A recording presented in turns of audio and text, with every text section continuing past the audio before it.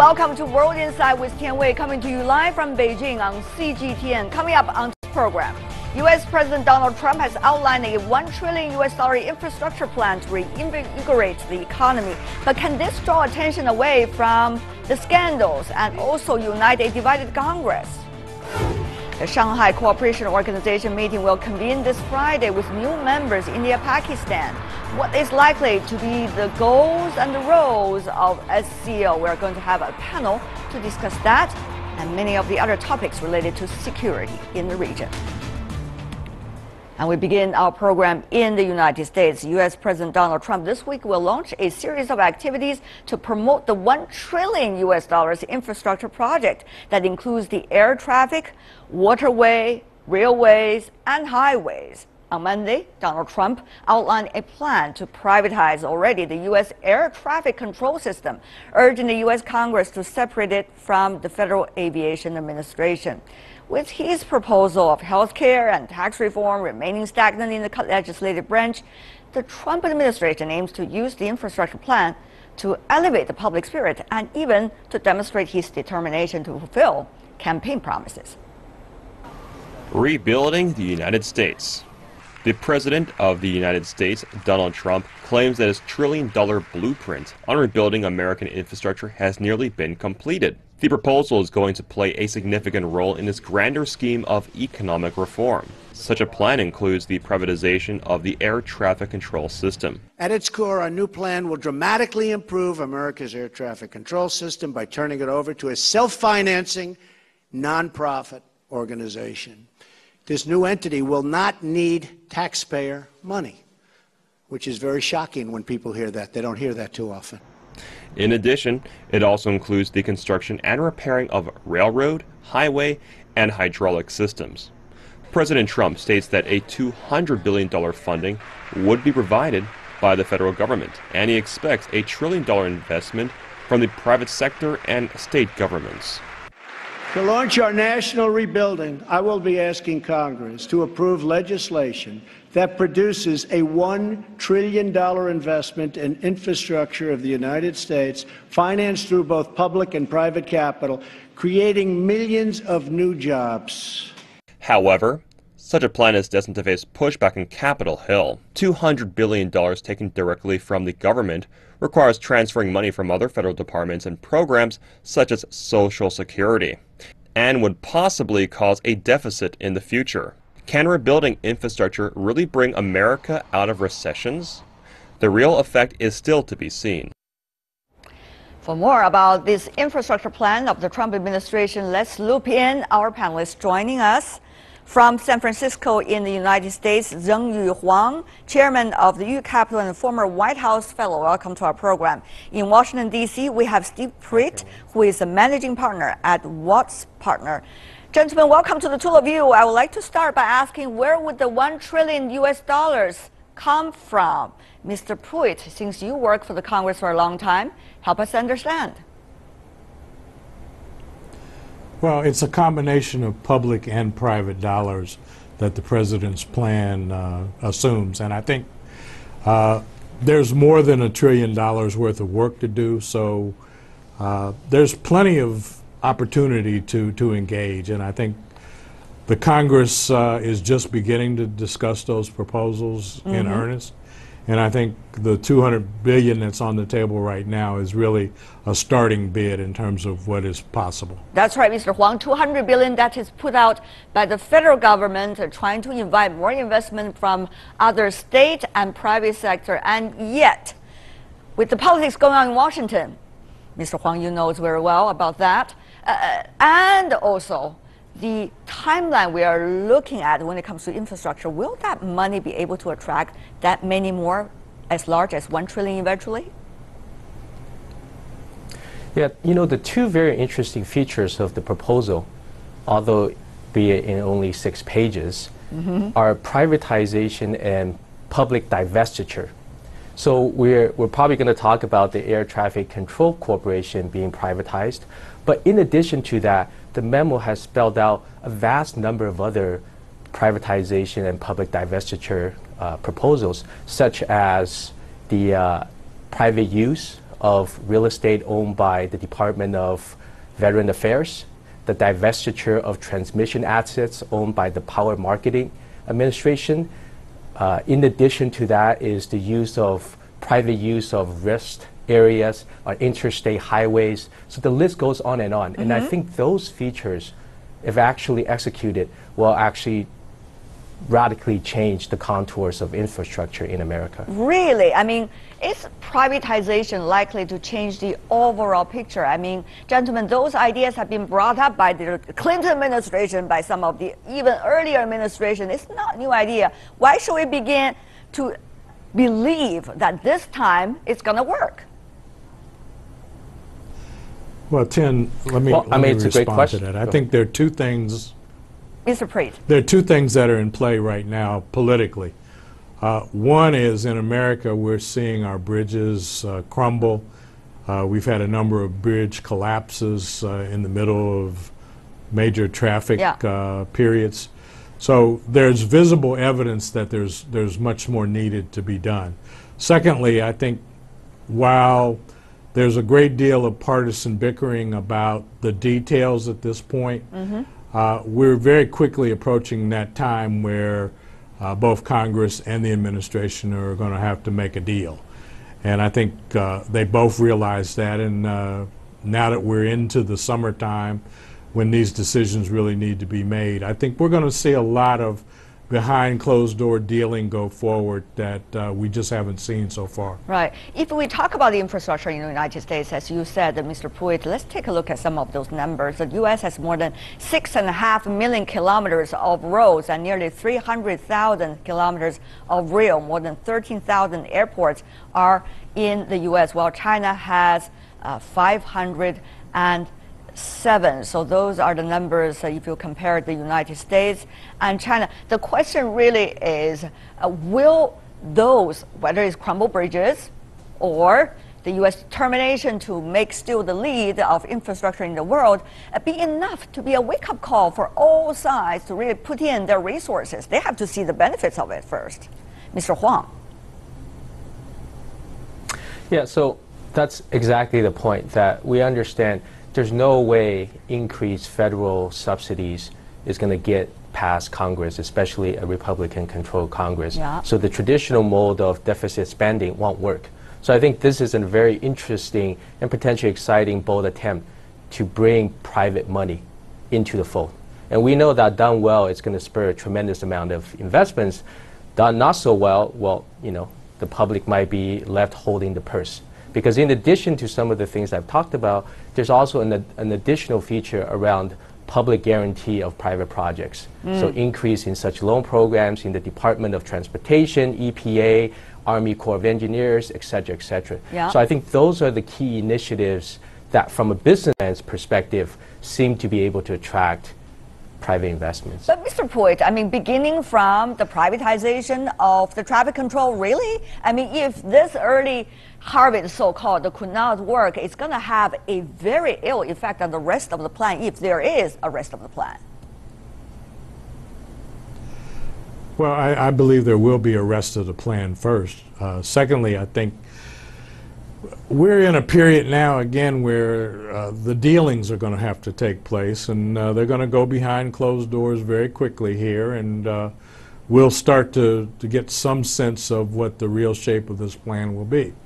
I would point out to you, though, and to your viewers, that there's already a good deal of private investment being made in infrastructure around the country. Cities and states all have borrowing powers. The municipal bond market is still alive and well in America.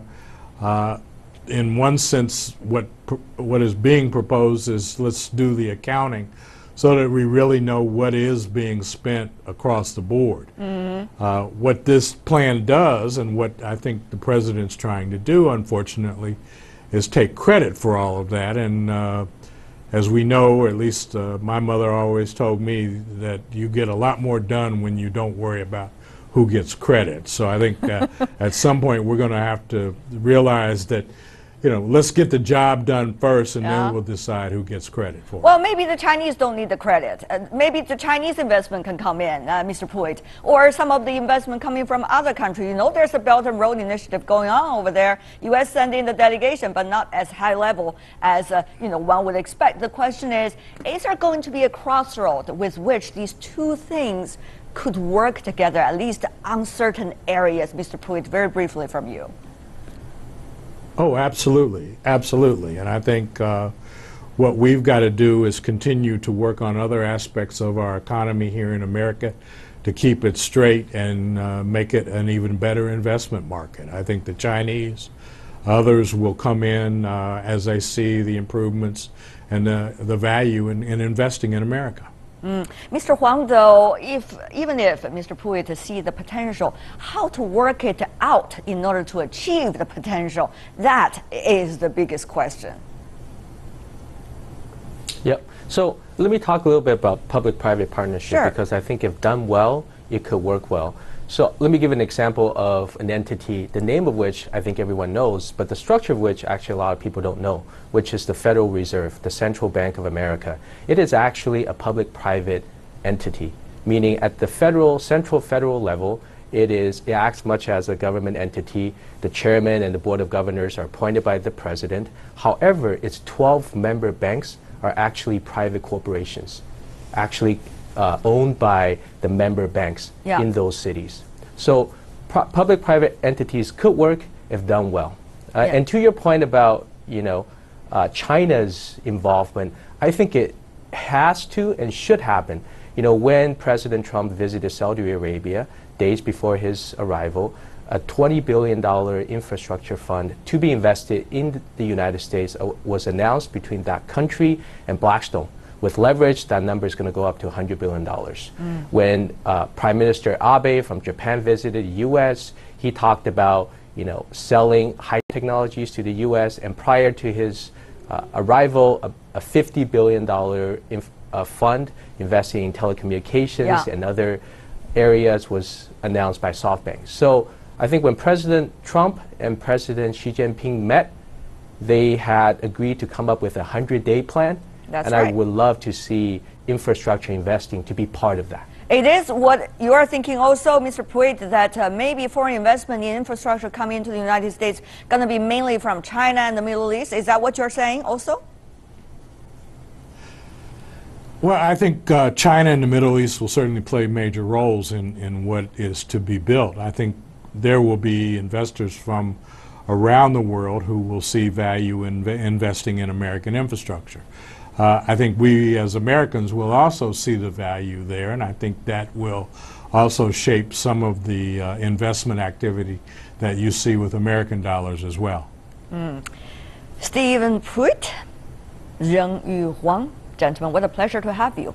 $1 trillion infrastructure building in the United States. Going to be very exciting. We're going to see what's going to happen from now on. Thank you so much, gentlemen, for joining us. You're watching World Insight with Tian Wei, coming to you live from Beijing on CGTN. Still to come on our program. This year's Shanghai Cooperation Organization Summit welcomes new members, India and Pakistan. So how will SCO's enlargement affect the geopolitics, and what is and will be the security situation in China's neighborhood? We're going to have a very strong panel coming from different parties.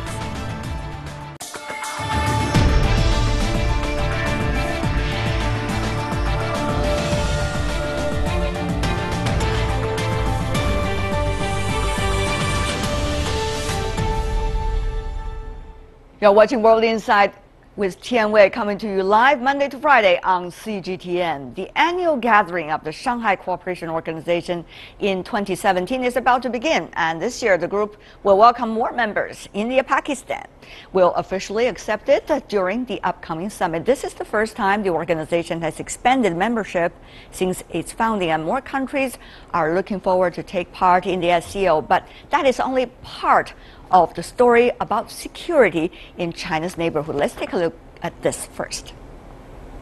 In 2 days, the capital city of Kazakhstan will see another gathering of leaders of member states from the Shanghai Cooperation Organization.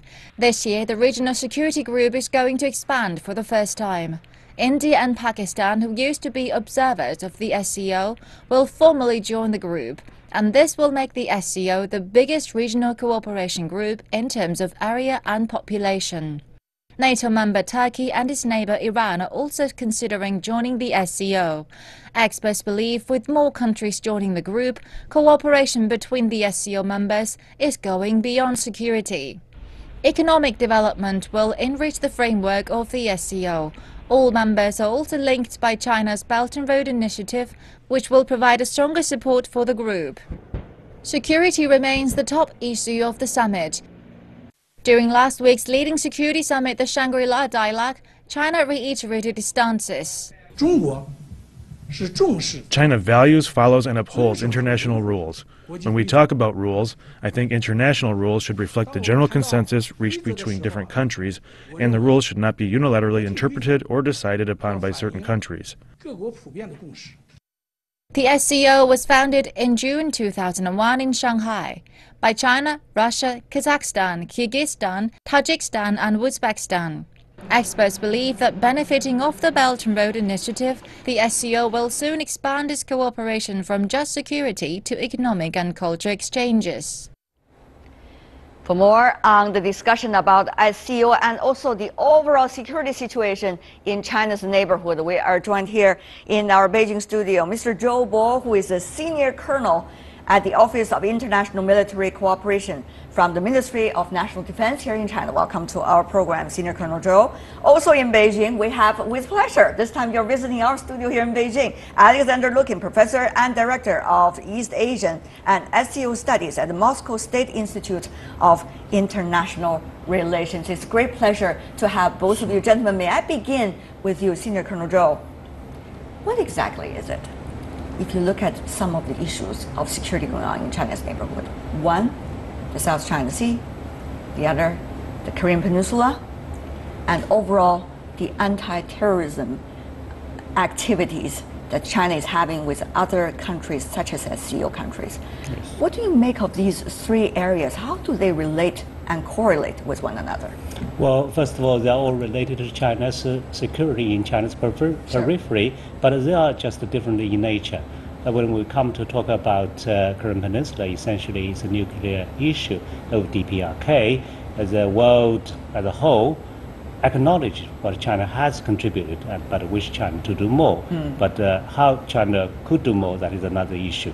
In the South China Sea, to a great extent, this question is hyped unnecessarily because, as I pointed out in Shangri-La Dialogue, in the Asia Pacific, the first security issue is on land rather than at sea. And then in the sea, there are so many maritime disputes among so many countries, and even among ASEAN countries themselves, probably with the only exception of Brunei, which has resolved its maritime dispute with Malaysia. All the other countries would have disputes with one another. Right. So it is not fair to hype China's maritime dispute with some ASEAN claimants. So what about anti-terrorism, briefly? Anti-terrorism, that is a major issue for us in the northwest of China, and that is why SCO is very important. It starts with security cooperation, first with the border negotiation, and then addressing the three evil forces. Now it is expanded, but still, as my president has stressed, security is still the first priority. Professor Lukin, let me go to you. With the three already mentioned in our program as China's neighborhood, what do you make of this overall direction of China when it comes to its security policies and when it comes to its security cooperation with the other countries? What is your observation?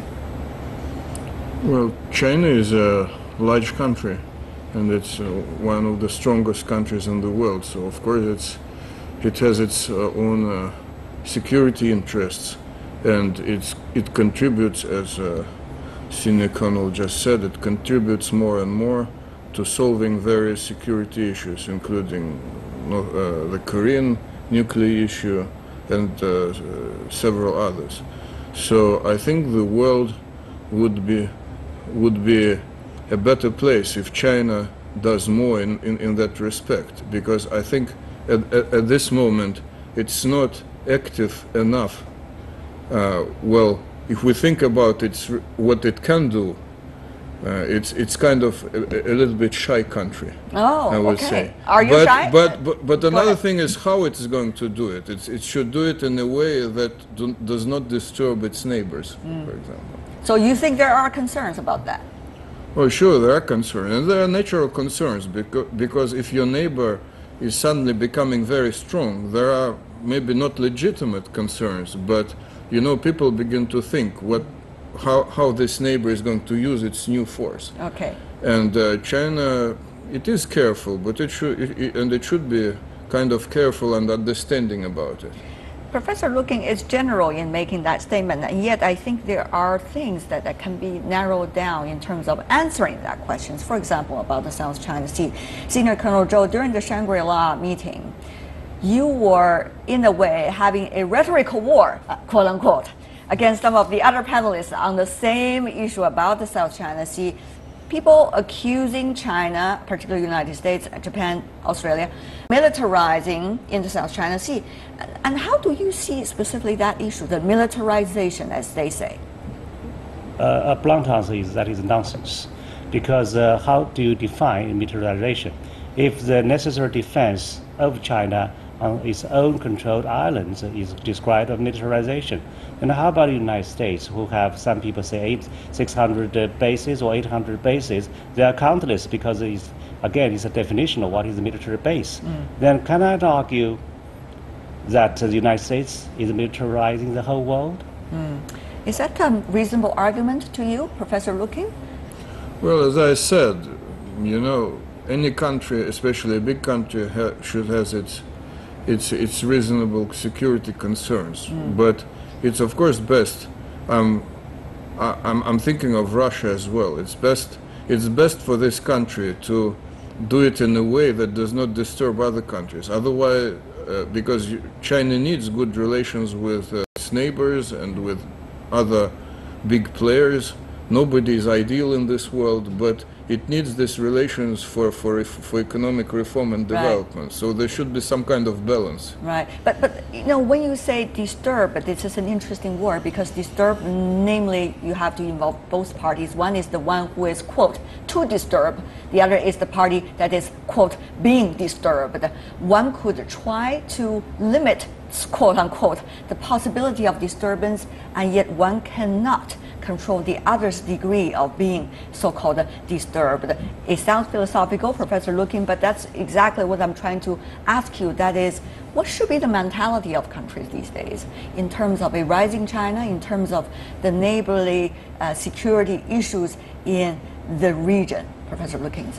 Well, from Russian I'll give you an example. There's a good example of relations between China and Russia. We disturbed each other for a long time. You know, had a long dispute, a territorial dispute, and we had talks for about 30 years on that, beginning in the 1960s. But we managed to solve these problems, and we had mutual concessions and have a good agreement now. So I think it's a good example for other territorial disputes, not only of China with other countries, but with for any country, also for Russia and Japan, for example. You should accept mutual concessions, and in this way solve these problems.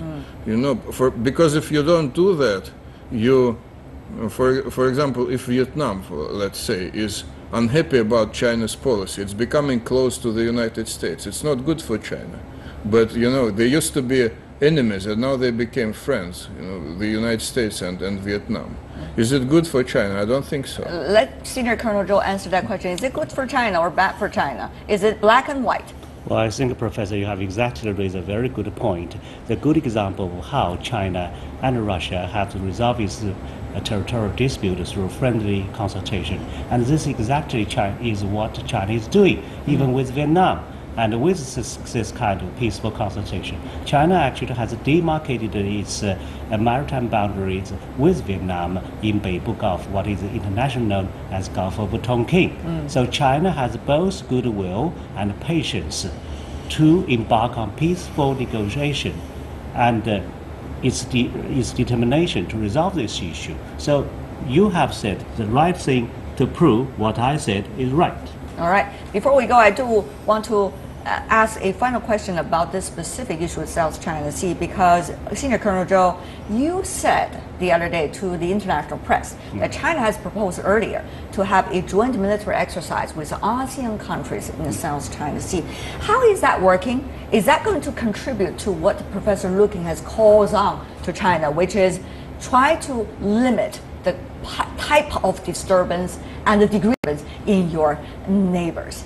Well, that is one of the many measures for China and ASEAN to have confidence building, because we have concluded DOC in 2002, and right now we have finished the first draft of COC last month in Guiyang. China and the Philippines actually have kicked off the first round of talks, bilateral talks in South China Sea. Right. So militarily, the militaries are also trying to build up confidence. And this is the one that proposed from China, since we have some problem in the South China Sea. Why don't we do something together? You got positive response from the other parties? Yes, all of us have agreed, and this is tentatively earmarked for the next year. We're going to see how is that going to happen. The other thing, Professor Looking, of course, in the neighborhood is about the Korean Peninsula. On that, I would also like to introduce to our panel Jim Walsh in Boston, joining us in the United States, Senior Research Associate at Massachusetts Institute of Technology. But let me begin with you, Professor Looking, first. Of course, the Korean Peninsula issue, nuclear issue, is at the top of the agenda for the UN Security Council and many here in China. What is the way out? Is China's so-called double suspension, double track going to be a solution? Well, frankly, I don't think that there is a solution. I mean, it depends on what you want to solve. There are several... what do you think should be solved? Well, the official problem now is called the nuclear issue of the Korean Peninsula. We all the neighbors of North Korea want them to reject nuclear weapons. But unfortunately, it's becoming less and less possible because of the policy of the United States. Because the United States threatens them, and they see examples of other countries like Libya, like Iraq, who gave away their weapons of mass destruction and were immediately attacked after that. Mm-hmm. So of course they understand that they have no reason to do that. Okay, security concern of DPRK. Yes, so China has most influence on that country, but it's also not 100%, we understand that. And I don't think that there is a good solution here. Of course, the only way to go ahead is if all neighbors of North Korea and all these parties who previously took part in six-party talks, if they had a similar position. I think there is now some kind of understanding between the United States and China, and this is very good. And this. But what would that make of Russia? Well, Russia is would be happy about any kind of peaceful solution. The thing we want last is a military kind of military war happening there, because we're also a neighbor. We have a 45 kilometers border with North Korea. It will be a disaster for our neighboring cities. Mr. Walsh, according to Professor Looking coming from Russia, well, there seems to be a good sign. DPRK and the United States seem to try to get to understand each other's position, and yet there is the security concern. So the United States is the one that should give the security guarantee to North Korea. What do you say? Well, I'm not sure North Korea would believe a security guarantee from the United States, and that's why I think four or six-party talks are a useful mechanism, because there's going to have to be another country. It's most likely China, but it could be Russia, that acts as a guarantor for any agreement that's reached, a guarantor for North Korea, so that if North Korea does what it's supposed to do, it gets what it wants in return. So I think it's probably going to be another player that does that. Now, I agree that security is a piece of this. Each action, because North Korea appears threatening to South Korea, I assure you. Mm-hmm. So anytime South Korea and the U.S. do something to improve their defenses, that of course looks threatening to North Korea. So there is what's called in our language here, a security dilemma. But that's not what's only going on here. North Korea has had a nuclear weapons program since the mid-1980s. And so it can't all be attributed to the recent activities can't be all attributed to the so-called hostile policy. I think we can have negotiations. I think if all the parties have to enter without preconditions, that's sort of the stumbling block right now. We just sit down and start talking, and we don't impose preconditions. And I think we'll get a freeze of some kind if we do that. Mr. Walsh, we know that he's rather progressive in terms of comparing to his many colleagues in the United States when it comes to solutions of the Korean Peninsula. You can tell that, Professor Lukin. But, you know, what is likely to be the role of Russia? Mr. Walsh earlier mentioned it could be China, it could be Russia. Well, North Korea depends on China, not on Russia. Russia has very small trade, insignificant with North Korea, and almost no influence. We had some economic projects, but they all stopped. So we can only support others and do some steps in this direction, but it's not the main role. Okay, so you're saying you can be go-betweener, but not necessarily the influencer. Is that what you're saying, Professor Lukin? Yes, more or less. All right, Mr. Walsh, very briefly from you, you say? Yeah, very brief. This isn't about economic leverage. What I'm talking about in diplomacy is that politically, Russia could play a role in reassuring North Korea. The economic ties. Reassuring on North Korea what? Referencing that at all. Reassuring on North Korea what, Mr. Walsh? Yeah, that's interesting. In other words, if there's an agreement, North Korea has to have confidence that the U.S. will follow through on its promises. Yeah. I'm not talking about pressuring North Korea to get an agreement. I'm talking about what you do after an agreement. Okay. And there Russia politically, not economically, could help assure North Korea that if it does what it's supposed to, we will do what we're supposed to. You know, we will say that Professor Lukin is already sitting back, you know, in that position. So what, Professor Lukin, what are you trying to say here? No, I think what my American colleague is trying to say is that Russia should, and China should give North Korea guarantees that it's not going to be attacked if it destroys its nuclear weapons. But what happens if it's still attacked? What are we going to do? To go on war with the United States? That's not very reasonable, I think. You think that role cannot be because fulfilled? the United States has done it already twice.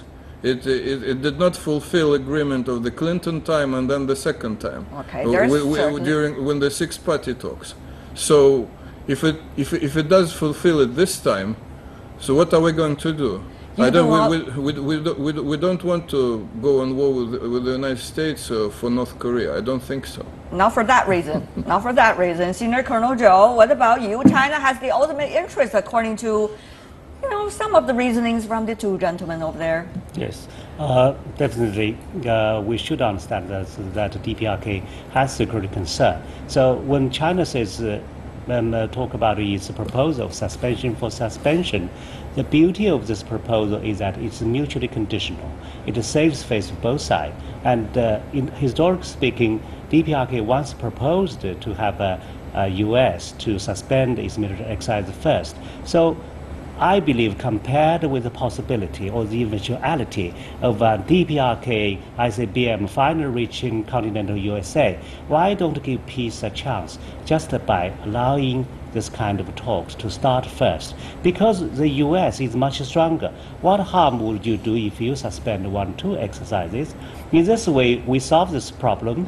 We start to solve this problem with chicken and egg discussion. Okay, but here is the thing, Senior Colonel Zhou, and I have to ask you about this. Yeah. We all know what's going on here now in China. Yeah. The internal debate about the Korean Peninsula issue. What would that mean? Is China's security? Is it about going this way or the other way? What is the ultimate security for China? And that is combined with the ultimate role China could play in the Korean Peninsula issue. What do you make of that? Well, what do you mean? What is the debate in China? The debate in China, which is what is China's ultimate security? To be in where it is, still working on the earlier planned policies toward the DPRK together with the other 5 parties of the 6-party talks, or have a very different approach toward the DPRK, very different from the history. Well, I think China always talk about 2 things. One is stability, other is denuclearization. In the past, we talked more about stability, while now we stress equally, almost on the two sides of the same coin. And we probably have start to talk more about the denuclearization. And this is in line with all the position of all the parties involved, and even with the UN resolution. So China's position is always to have a nuclear-free and war-free Korean Peninsula. That would be at China's best interests. That's right. And talking about China's best interest in the neighborhood, the security situation, particularly anti-terrorism, Professor Lu King, the role that SCO, Shanghai Cooperation Organization, has been pledging from the very beginning to play is important. What do you think about this? I mean, on the one hand, SCO deals with anti-terrorism issues, but on the other hand, all of these countries, Russia could be included as well, active countries on the Belt and Road Initiative. So how is SCO's role been changing so far? How does Russia see that? Well, SCO is a regional organization. It deals only with problems on the territory or around its area, the countries. It does not deal with Korean issue or any or ASEAN issues.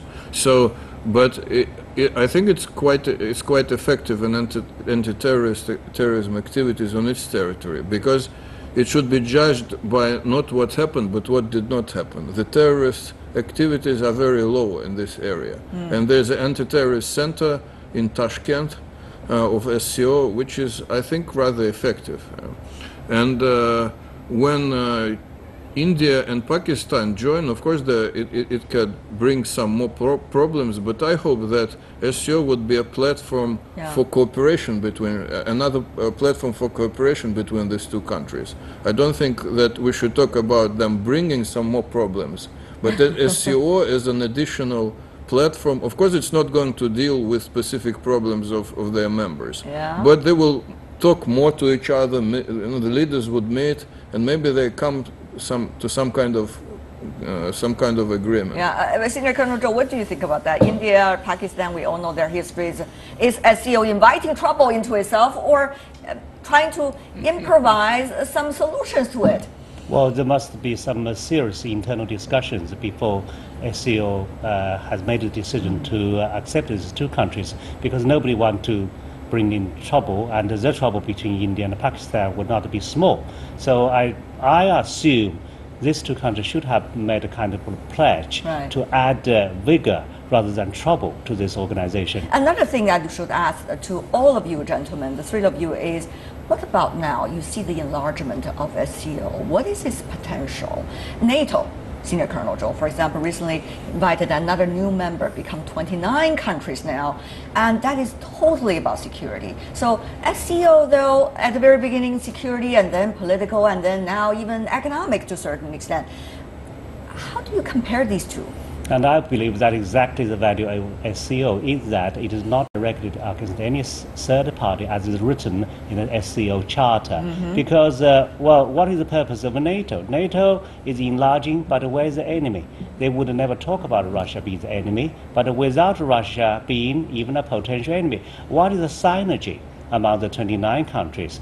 To addressing terrorism, yes, they are trying to do that, but terrorism would be too small, right? Therefore, the 29 countries. So SCO is not taking anybody as enemy, and China and Russia are partners rather than allies. So with India and Pakistan joining, SCO definitely becomes much more influential. So that becomes a sharp contrast, probably a new model of a state-to-state relationship, which is different from NATO's.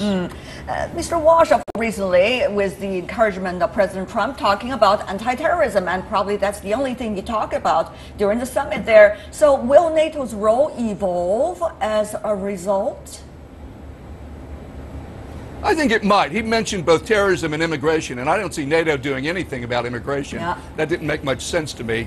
But I think as long as Russia is active in the Central European front, in Ukraine, and in Georgia, there are going to be nervous Europeans who are still going to want NATO to focus some of its efforts and concern on Russia. Let me say, though, that there's some comparison to be made between the two. Obviously, NATO is not only oriented towards a foe, as the general rightly says, but it's also much larger and it has much bigger economies in it. The SCO two big powers and a couple of small powers. But that's why but what is similar to both is, and the general is right about this, the more you expand, right, if there are too few countries, it's not really significant. Okay. Too many countries, and it's very hard to manage. But I think the most exciting prospect here, even though it could be difficult, would be the inclusion of India and Pakistan. Because if you ask me, next to perhaps North Korea, the most dangerous place in the world is South Asia. And if those countries could be brought on in a constructive way, that would be a major contribution to security. Professor Lukens, you only have less than 1 minute left. What do you think about that comparison, NATO and SCO? Ultimately, SCO, where is it going? Well, it's not legitimate. One should not compare these two organizations, because NATO is a military alliance and SCO is not. It's a regional organization of cooperation. Apart from security, it deals with economic cooperation, cultural exchanges. It should be compared more like with ASEAN, for example. But of course it's going to become stronger with the inclusion of India and Pakistan, such big countries, and will be probably one of the most influential regional organizations in the world, and because of that it will be able to better solve problems. Well, time is limited when I have three fascinating gentlemen helping us to explore all of the details and the in-depth of all of these issues. But for now, thank you so much to the three of you. Senior Colonel Joe Bo, Professor Alexander Lukin, and Mr. Jim Walsh. Really appreciate it. Thank you so much, gentlemen, for joining us. And that is all the time we have for today. If you'd like to see more, try to find us, World Insight CGTN, in your search engine, or check out our YouTube channel. Follow us on Twitter, Facebook, and Sina Weibo as well. From me, Tian Wei, and everyone on the World Insight with Tian Wei team, thanks for watching. And tune in again next time for insights across China and around the world. Good night.